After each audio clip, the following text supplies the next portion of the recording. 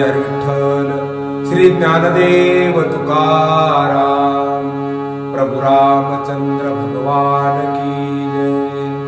हनुमान जी महाराज की जय. अलंकापुरीच्या रम्य दिव्य सिंहासनाला वंदन करून आपण श्री भावार्थ रामायणाचं चिंतन करत आहोत. त्या भावार्थ रामायणामध्ये असणाऱ्या प्रथम अध्यायामध्ये नादबाबांनी गोड अशा पद्धतीने एका श्लोकामध्ये सुंदर पूर्ण रामायणाचं सार रूप लिहिलं आणि नंतर रामरक्षा स्तोत्रातील असणारा चरितम रघुनाथस्य हा श्लोक लिहिला. त्यानंतर नादबाबा गोड अशा पद्धतीने प्रथमतः गणपती बाप्पाचं श्री गणेशाचं स्तवन करतायत.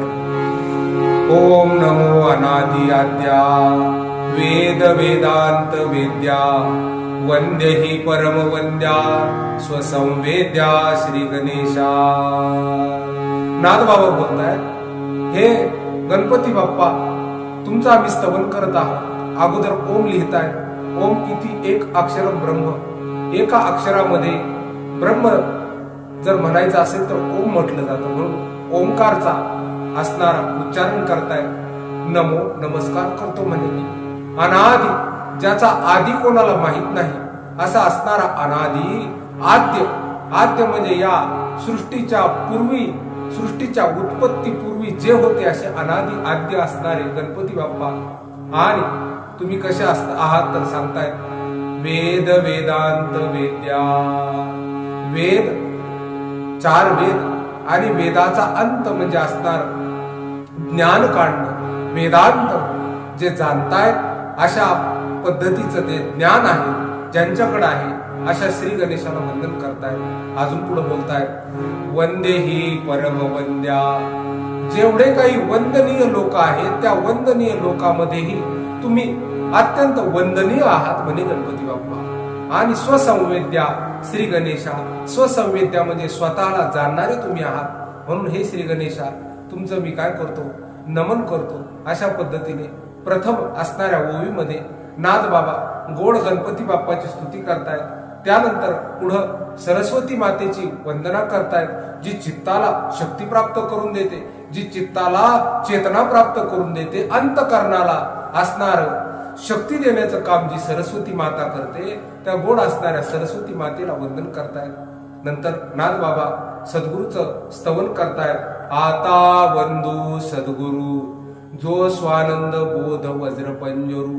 ज्याचे निहा संसारू होय सुख करू तरुणोपाय. म्हणे आता गणपती बाप्पांचं सरस्वती मातेचं वंदन झाल्यानंतर आता मी काय करतो म्हणे सद्गुरु भगवान गुरुदेवांचं मी वंदन करतो. जे काय आहे स्वानंद आत्मा आनंद आणि बोध म्हणजे ज्ञान याला असणार वज्राच्या कवचासारखे जे सद्गुरु आहेत. गुरु हे कवचासारखं काम करतायत. आपल्या जवळ असणार आपलं स्वरूप आपला आनंद कोणी हिसकावून घेऊ नये म्हणून गुरु काय करतायत वज्रासारखं काय करतायत त्या असणाऱ्या आपल्या अंतकरणातील ज्ञानाचं आणि आनंदाचं रक्षण करतायत. म्हणून सद्गुरूला मी नमन करतो म्हणे. आणि ज्यांच्यानी हा संसार ज्या सद्गुरूने काय होतो म्हणे हा जो संसार आहे हा जो प्रपंच आहे हा तरुणोपाय होऊन जातो. म्हणजे काय तरण्यासाठी सोपा होऊन जातो. ज्याप्रमाणे मीराबाई म्हणतायत भवसागर अब सुख गयो है फिकर नाही मोहे तरणन की मोहे लागी लगन गुरु चरणन की.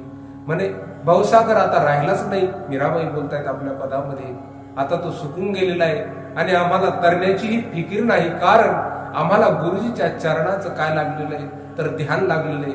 अशा पद्धतीने गुरु वंदना करतायत. आणि त्यानंतर नादबाबा गोड असणाऱ्या रामायणाला सुरुवात करतायत. त्या अगोदर थोडस हरिनाम. हरे रामा राम राम सीता राम राम राम. हरे रामा राम राम सीता राम राम राम. हरे रामा राम राम सीता राम राम राम. हरे रामा राम राम सीता राम राम राम. अजापासून उत्पत्ती हेतू दशेंद्रिये अति समर्थू जन्मला राजा दशरथू अति विख्यात तिही लोकी. नाथबाबा बोलतायत अजापासून उत्पत्ती. अज नावाचे राजा होऊन गेले रघुवंशामध्ये. ज्या अज राजापासून ज्यांचा जन्म झाला, अजाचे जे पुत्र आहेत अज राजाचे, असे राजा दशरथ यांचा जन्म सूर्यकुळामध्ये झाला होता. आणि सूर्यकुळामध्ये जन्म झाल्यानंतर असं सांगतायत की राजाचे 10 इंद्रिय अतिसमर्थ. राजाचे 10 इंद्रिय, 5 कर्मेंद्रिय, 5 ज्ञानेंद्रिय अत्यंत समर्थ आहे. विशेष शक्ती त्या इंद्रियामध्ये राजाच्या आहे. आपल्याला हेही लक्षात येईल, राजाच्या कानाचा जर विचार केला आपण तर राजाने पुढे शब्दवेधी बाण मारलेला आहे श्रावण बाळाला. कान किती तेज कानाचा असणार, जे अनुसंधान आहे हे राजाचं विशेष आहे. म्हणून राजा 10 इंद्रियावर विजय मिळवलेले आहे. राजा दशरथ रामायणामध्ये 2 आहे. एक आहे दशरथ आणि दुसरे आहे दशानन. दशानन म्हणजे रावण, ज्याने 10 इंद्रियाकडून काय केलेलं आहे, आपला पराभव स्वीकारलेला आहे असा रावण. 10 इंद्रिय विषयाकडे धावतायत तर मजे धावू देणारा रावण. आणि दशानन म्हणजे 10 इंद्रियाकडे धावणारा. आणि दशरथ म्हणजे जो 10 इंद्रियावर ज्यांनी विजय मिळवलेला आहे असे असणारे अहम आत्मा. अहम आत्मा म्हणजे मी शरीर नाही, मी मन नाही, मी बुद्धी नाही, मी अंतकरण नाही, मी म्हणजे ही सृष्टी नाही, तर मी काय आहे, अहम आत्मा. मी स्वतः राम आहे. स्वतःच्या आत्मस्वरूपाची ज्यांना ओळख झालेली आहे गुरु वशिष्ठांच्या मुखामधून, असे अहम आत्मा राजा दशरथ यांचा जन्म झाला. म्हणे त्याच काळामध्ये काय झालं, रावणाचाही जन्म झाला. आणि रावणाचे नित्य अंकित सुरवर झाले जे समस्त. ब्रह्मादिका चिंता अद्भुत तिही रघुनाथ प्रार्थिला. या सूर्यवंशामध्ये असणारा इकडं राजा दशरथाचा जन्म आहे आणि तिकडं दशाननाचा जन्म आहे. दशरथाने असणाऱ्या आपल्या प्रजेला सुखी ठेवण्याचं काम केलं. पण रावणाचा जन्म झाल्यानंतर दशाननाने काय केलं तर म्हणे घोर अशी भयानक तपश्चर्या केली. रामचरित मानस बोलतय की ब्रह्मदेवाकडून वरदान मागून घेतलं. हम काहू के मरईन मारे बानर मनुज जाती दुई बारे. राम सिया राम, सिया राम जय जय राम. राम सिया राम, सिया राम जय जय राम. ब्रह्मदेवाकडून वरदान मागून घेतलं की आम्ही कोणाच्या मारल्याने मरू नये. एकतर बानर, एकतर वानराच्या हस्ते आमचा मृत्यू व्हावा, नाहीतर मनुष्याच्या हस्ते आमचा मृत्यू व्हावा. अशा पद्धतीने आचरण रावणाने केलं. आणि त्या वरदानाच्या कृपेने रावणाने काय केलेलं आहे तर असणाऱ्या पूर्ण सृष्टीवर आपला विजय प्रस्थापित केलेला आहे. सर्व देवतांना काय केलेलं आहे, बांधवडी टाकलेलं आहे. सर्व देवतांना आपल्या अंकित करून घेतलेले आहे. आणि सगळे देवता बांधवडी झाल्यानंतर सर्व देवतांना असणारं कारागृहामध्ये टाकल्यानंतर या देवतांनी काय केलेलं आहे तर गोड असणारी प्रभू रामचंद्राची, परमात्म्याची, भगवान नारायणाची स्तुती केलेली आहे. आणि स्तुती केल्यानंतर भगवान नारायण समोर प्रगट झालेले आणि करावया राक्षसांचा घातू मी अवतरेन रघुनाथू. रमा मुख्य कलहा हेतू इचेनी अंतू निशिचरा. प्रभू रामचंद्र भगवान नारायण बोलतायत, अहो देवतांनो तुम्ही घाबरू नका म्हणे, कारण राक्षसांचा घात करण्यासाठी मी रघुनाथ रूपाने रघुवंशाचा नाथ होऊन रघुवंशामध्ये श्रेष्ठ असणारे प्रभू रामचंद्राचं रूप धारण करून अवतरित होणारे आणि अवतरित होऊन जन्माला येऊन अयोध्या नगरीमध्ये काय होणार आहे, माझा जन्म होणार आहे आणि या रावणाचा वध करणार आहे. आणि वध करत असताना मुख्य कलहाचं जर कारण कोण असेल तर रमा मुख्य कलह आहे. मुख्य कलह, मुख्य भांडण जे लागणार आहे रमा म्हणजे लक्ष्मी नाम सीता मातेमुळं भांडण होणार आहे रावणाचं आणि माझं. म्हणून देवतांनो तुम्ही निश्चिंत राहा, मी अवतार घेणार आहे. म्हणून फेडा धर्म वाढवा वया गुढी, नामे मोक्षाची उगवा वया गुढी, सूर्यवंशा गाडी दशाली. नाथ बाबा बोलताय फेडावया देवतांची साखळी, देवतांचं संकट दूर करण्यासाठी आणि स्वधर्माची गुढी उभारण्यासाठी आणि नामाचा प्रताप तिन्ही लोकांमध्ये प्रस्थापित करण्यासाठी परमात्मा काय करतायत, अवतार घेण्याचं ठरवतायत. त्यामुळे काय झालं तर अयोध्या नगरीला विशेष असणारी काय तर विशेष मोठेपण अयोध्या नगरीला आलेलं आहे. अयोध्या नगरी ज्या ठिकाणी युद्ध होत नाही तिला अयोध्या म्हणतायत. न योद्ध्या भवती स अयोध्या.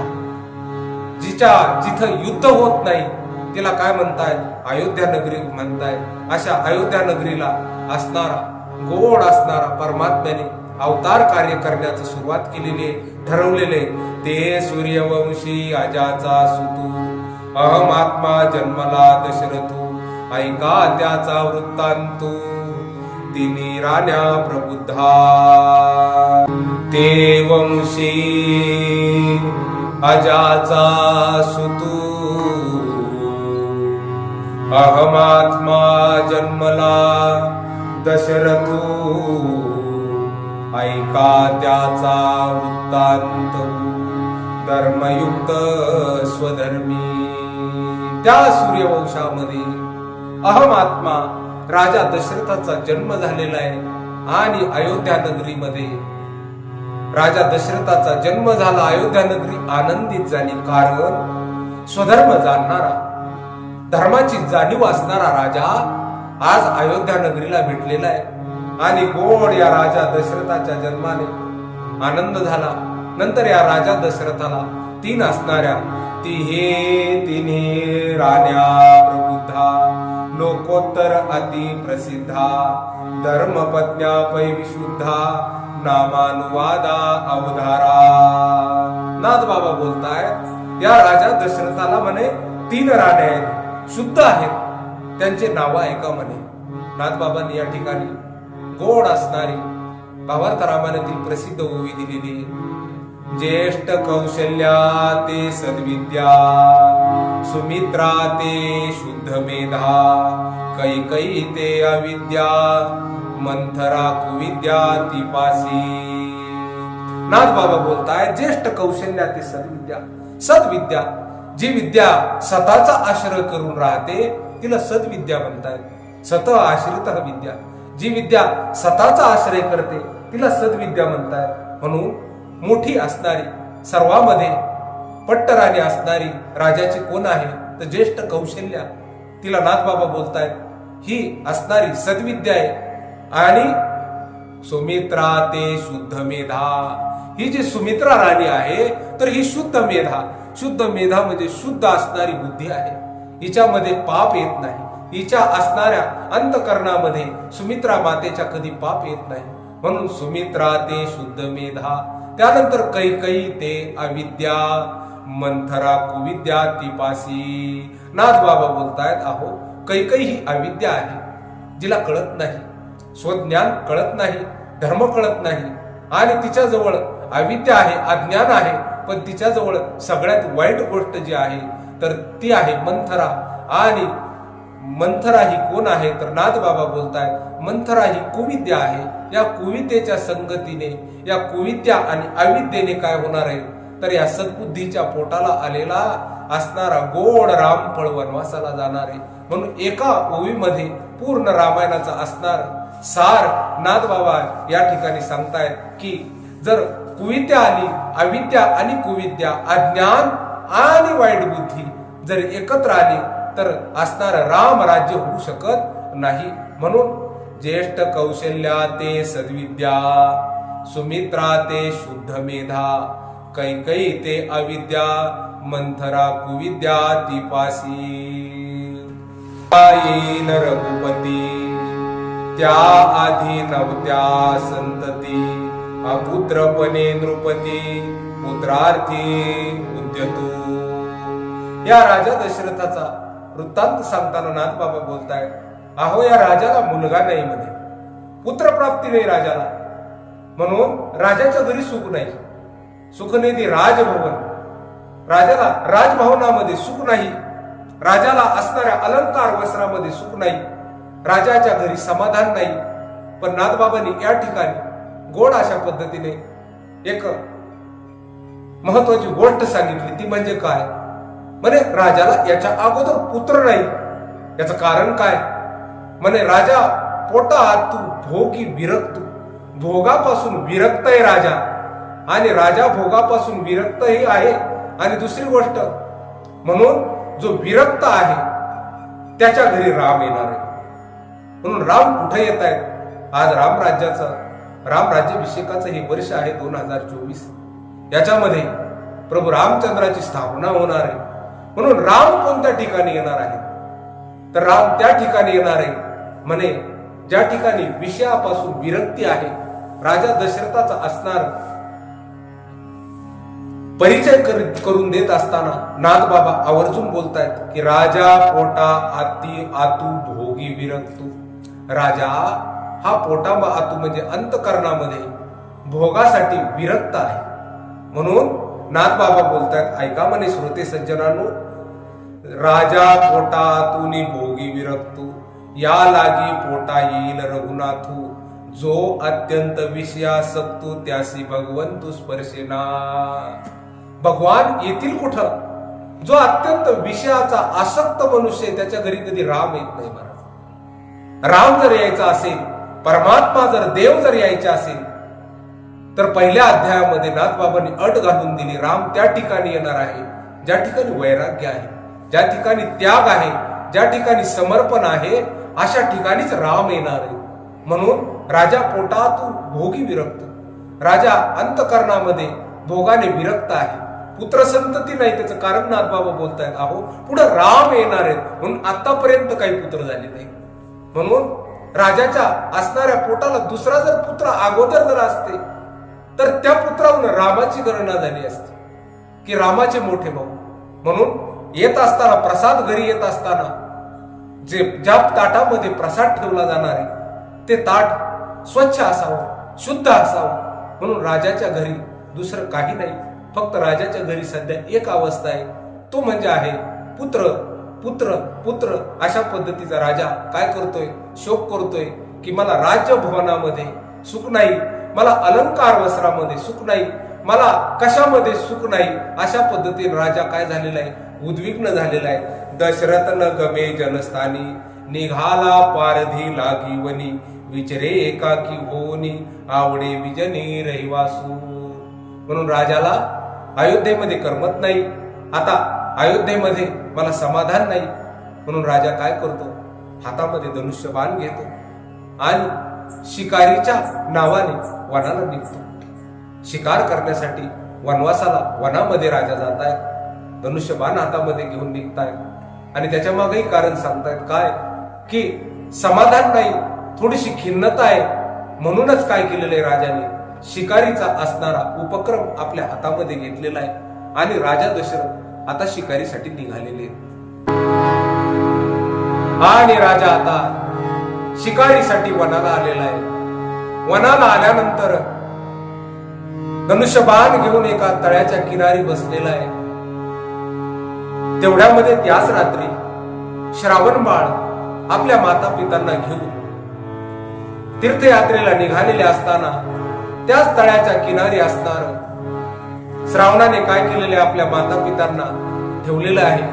आणि माता पित्याला तहान लागली म्हणून माता पित्यांना पाणी पाजावं या हेतूने श्रावण बाळाने काय केलेलं आहे? हातामध्ये असणार गोड असणार पात्र घेतलेलं आहे आणि श्रावण बाळ त्या तळ्यामध्ये येतो आणि त्या तळ्यामध्ये असणाऱ्या त्या पाण्यामध्ये काय करतो तर कमंडलू किंवा ती घागर बुडवतो. बुडबुड अशा पद्धतीचा आवाज येतो आणि आवाज आल्यानंतर राजा दशरथाला हे स्मरण होतं काय की समोर कोणीतरी श्वापद या असणाऱ्या तळ्यामध्ये पाणी पिण्यासाठी आलेले, म्हणून बुडबुड या आवाजाचा भेद करण्यासाठी त्या असणाऱ्या आवाजाला लक्ष धरून असणारा शब्दवेधी बाण राजा दशरथ चालवतायत आणि तो शब्दवेधी बाण सोडतायत आणि तो शब्दवेधी बाण येऊन असणाऱ्या श्रावण बाळाच्या हृदयामध्ये लागतो आणि श्रावण बाळ मुख कोरडं पडलेले श्रावण बाळाचं. श्रावण बाळ नाथबाबांचा रडत नाही महाराज. माझ्या नाथांच्या लेखणीची ही विशेषता आहे. नाथांचा श्रावण बाळ रडत नाही, नाथांचा श्रावण बाळ हसतोय. विशेष आहे महाराज चिंतन. या चिंतनामध्ये माझ्या नाथबाबांचं विशेषत्व लक्षात येईल आणि हसत हसत बोलतोय. तो बाण येऊन लागलाय पण घाय लागता संपूर्ण